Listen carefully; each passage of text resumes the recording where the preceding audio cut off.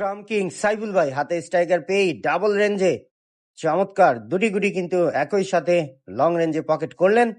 আবারও medium range থেকে আরো একটি গুটি খেলার চেষ্টা, সাথে রেডটিকেও নাড়িয়ে নিলেন। দুর্দান্ত। এবার কিন্তু আবারও ডাবলে খেলার সুযোগ রয়েছে রেড সহ সাদা গুটি।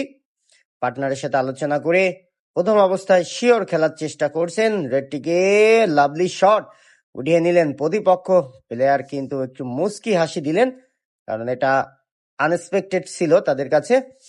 এইবার কিন্তু পরাস্ত হলেন সাইফুল ভাই, শিওর গুটি মিস করে ফেললেন। তবে রেড টিম মাঝ মাঠে উঠে আসলো। আবার স্ট্রাইকার চলে গেল প্রতিপক্ষ প্লেয়ার রাসেল ভাইয়ের পার্টনারের হাতে। সাদার সাপোর্টে কিন্তু শিওর একটি গুটি খেলার চেষ্টা করছেন। Nice shot.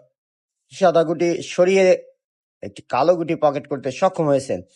আবারও লং রেঞ্জে আরো একটি কালো গুটি খেলার চেষ্টা। অসাধারণ। একের পর এক গুটি শুধু কমাতেই হবে। পয়েন্ট তুমি কার। খুলনা জোড়া গেটে হাড্ডাহাড্ডি টুর্নামেন্ট অনুষ্ঠিত হচ্ছে।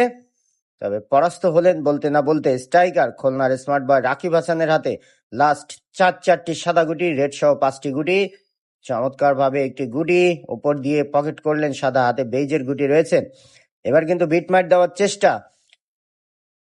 ও দারুণ করেছেন, কিন্তু সাদা গুটিতে টাচ করতে পারেননি। কোনো ধরনের বিপদ ঘটেনি।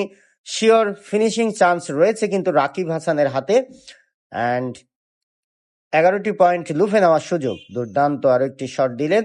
11টি পয়েন্টের হাতছানি রয়েছে রাকিব হাসানের সামনে। সাইফুল ভাইয়ের পার্টনার পারবে কি এখান থেকে 11টি পয়েন্ট লুফে নিতে? What a shot! মিডিল থেকে স্ট্রেট ফরওয়ার্ড পকেট করে ফেললেন রেড। লাস্ট গুটি অ্যান্ড 11টি পয়েন্টের হাতছানি এবং লুফে নিলেন